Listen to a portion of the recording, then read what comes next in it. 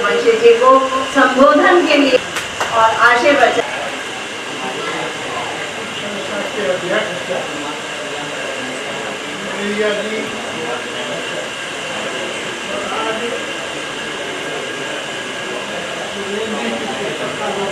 हुआ लोकार्पण से आपकी बातें समारोह में परिवर्तित हो गया। धन्यवाद। क्योंकि यहाँ लोगों को पता नहीं था, श्रोताओं का भी सम्मान होना है और लोग भी आगे होते तो अच्छा था, उनको पता नहीं था। बंधुओं, साहित्य को जब हम इतने नीचे तक उतार देते हैं तो साहित्य साहित्य नहीं रह जाता। इस बात का ध्यान रखना चाहिए। सबसे पहले सुरेंद्र जी को इस बात के लिए बधाई देता हूँ मैं। उन्होंने जो कुछ भी उनके मन में आया उन्होंने व्यक्त कर दिया। उस व्यक्त में मैंने शुरू से आखिर तक सब पढ़ा। दो बातों पर मैं थोड़ा ध्यान उनका दिलाना चाहूँगा। एक शब्द सब ढूंढ रहे हैं कविता के लिए, कविता में व्यक्त होने के लिए शब्द ढूंढ रहे हैं, कविता गजल को, काव्य को ढूंढ रहे हैं। बंधुओं, ये सारी सृष्टि ही शब्द से उत्पन्न हुई है।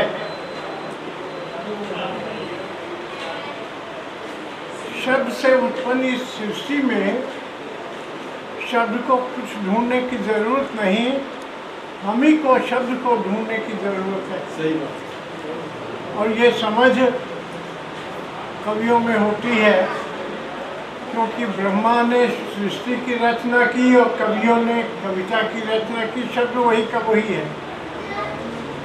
और शब्द वहाँ से आप सोचते होंगे खर्च हो गया, व्यय हो गया, कविता में आ गया तो और कहाँ से बचा, कहाँ होगा। शब्द अक्षर अक्षय है। ब्रह्मा जी ने शब्द से रचना की, वो शब्द आज भी है। करोड़ों वर्षों से यात्रा करता हुआ आज भी है। वो विराट आकाश में है। वो शब्द जीवंत है, वो विराट आकाश में है। वहाँ से कवि के घट आकाश में आता है, शरीर के आकाश में, हृदय आकाश में, हृदय आकाश से बात चित्ती से जुड़ता है, चेतना से, और व्यक्त हो जाता है। ये साधना का काम है सारा, तमाशा नहीं है कोई। इतनी कविताएं हो रही हैं, किसी को कुछ अपनी ही याद नहीं रहती कि क्या मैंने कहा था क्या नहीं। इतनी दुर्गति हमने शब्द की और कविता की कर दी है।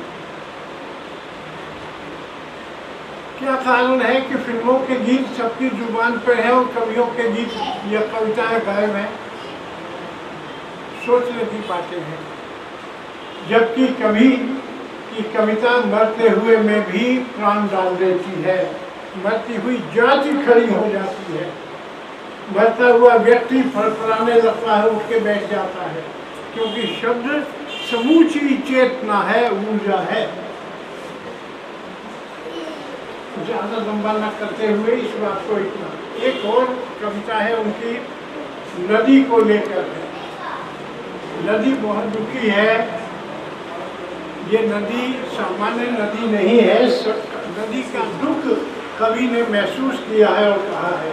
ये दो बड़ी महत्वपूर्ण कविताएं हैं जिनसे हमें उम्मीद बनती है इनके आगे भविष्य में।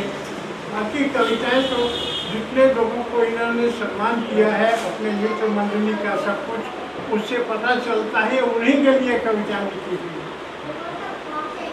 उसी स्तर की है, वैसी ही है, भुक्त भोगी है, काल्पनिक नहीं है, झूठी नहीं है, किंतु इनसे ऊपर उठना है, साधना करना है कवि को। कवि शब्द के लिए साधना करनी है, साधक कवि बनेगा। और सब लोग भी, हम भी उसमें शामिल हैं। साधक कवि होना चाहिए।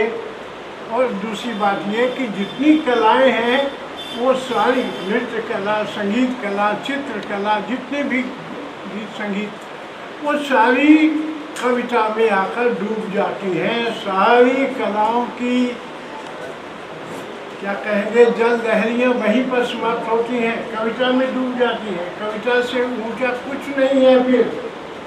किंतु कवि लोग आज कितनी साधना कर रहे हैं कविता के लिए। रियाज करता है घंटों बैठकर, बूढ़े से बूढ़ा संगीतकार भी सुबह उठकर रियाज करता है। किस चीज़ का रियाज कर रहा है? अनहद नाद का। जो नाद पूरी सृष्टि में बज रहा है, उस नाद को पकड़ने का प्रयत्न करता है। अपनी सारी रागनियों में, रागों में, उनमें उसको पकड़ने की कोशिश, उसकी और शुभ दिशा में पूरा जीवन बीत गया होता है, फिर भी उसी में लगा हुआ है, रियाज में। और कवि जिसकी कविता में आकर वो रियाज की हुई गीत, संगीत, कविता में सभी कलाएं डूब जाती है, उसको कितना रियाज करना चाहिए, ये सोचने की बातें ये है। पुस्तक का लोकार्पण हुआ और एक नदी का प्रतीक, बहुत अच्छा प्रतीक इन्होंने चुना। इस सारी सृष्टि में जो चैतन्य प्रवाह है, करोड़ों वर्षों से चला आया हुआ हमारे चैतन्य प्रवाह, उसकी प्रतिनिधि नदी गंगा है। आकाश से उतरी तो कहाँ से आई, आकाश में कहाँ से गई थी, क्या आकाश में जल है इतना गंगा जितना के ऊपर से गिरने लगी, ये सब हम भूल चुके हुए हैं।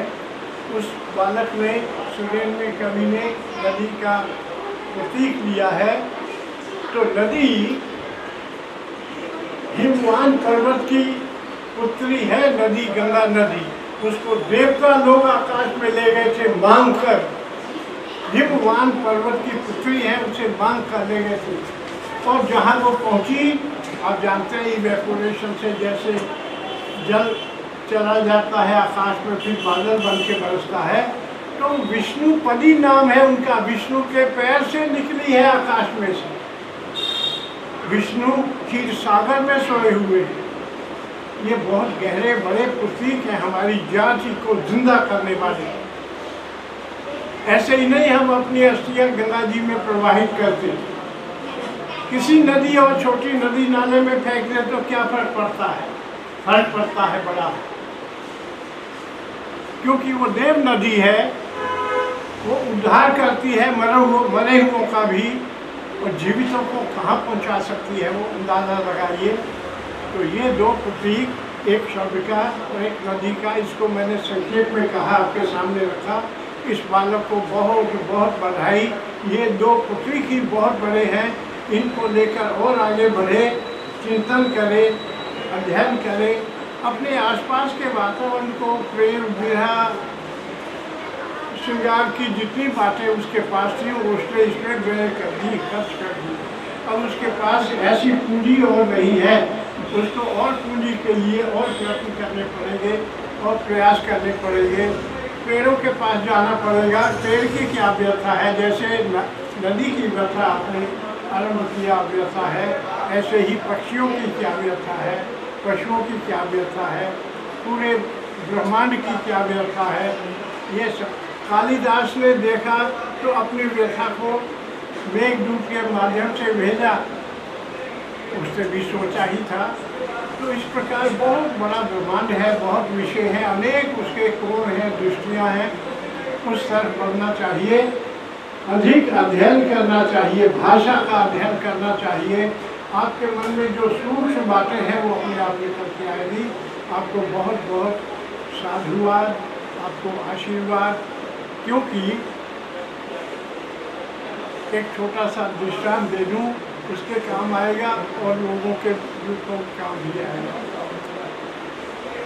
पाकिस्तान में पेशावर की तरफ पठान लोग रहते थे, तो उनके बच्चे बाहर खेलते थे। खेलते खेलते एक बच्चे ने दूसरे को चाकू मार दिया, भोंक लिया, उसे खून निकला। जिसने चाकू को घोंपा था भाग के आया, अपने घर में चारपाई के नीचे छुप गया। दूसरे बालक की माँ आई और लोग आए, उन्होंने शिकायत की ये किया तुम्हारे बालक ने। तो उसने कहा अरे वो है कहाँ, छुपता क्यों है, आज तूने बहुत बड़ा काम किया है, आज तो शाबाशी का दिन है, बाहर निकल। उसे निकाला, उसे मारा नहीं। जिस बच्चे को खून निकला था उसको पैसे दिए, दूध पिलाया, शाबाशी दी, उसकी माँ को भी। उसकी माँ से खुद भी क्षमा नहीं मांगी और ये कहा आज मेरा, क्योंकि वो पठान था, योद्धा था, लड़ाकू जाति का था, उसने कहा आज मेरा सीना बड़ा चौड़ा हो गया है, मेरा बच्चा आज चाकू पकड़ने योग्य हो गया है और चलाने योग्य हो गया। तो आज बंधुओं, हमारी बिरादरी में, लेखों कवियों की बिरादरी में एक कलमकार पैदा हो गया है। हमें खुशी है। आप देखते हो इसी समाज में फरीदाबाद हो, दिल्ली हो, कोई स्थान हो, राजनेता गंदे से गंदे, भ्रष्ट चरित्रहीन युवकों को पकड़ कर शाबाशी देता है, उसके हाथ में चाकू मारता है। हमारे बालक ने अपने आप चाकू उछाली है तो एक कलमकार और पैदा हुआ है। जोर से ताली बजाओ। मिट्टी को गोदो, हो सके इसे अपने हाथों पनियाली बनाओ और कोई खूबसूरत खुशबूदार पौधा लगाओ अपने घर में, अपने हृदय में। कोई खाली जगह ढूंढो, हमने कोई खाली जगह छोड़ी नहीं, रखी। पूरे बाजारों को लाकर सारा सामान हमने न घर में न हृदय में कोई जगह नहीं। अपने घर में कोई खाली जगह ढूंढो, मिट्टी को गोदो, हो सके इसे अपने हाथों पनियाली बनाओ और कोई खूबसूरत खुशबूदार पौधा लगाओ। सच तुम जीने की ही नहीं, मुक्त होने की कला भी जान जाओ। सच तुम जीने की ही नहीं, मुक्त होने की कला भी जान जाओगे। तब अपने को ही नहीं, गैरों को, परायों को भी अपने बहुत निकट पाओगे, बहुत करीब पाओगे।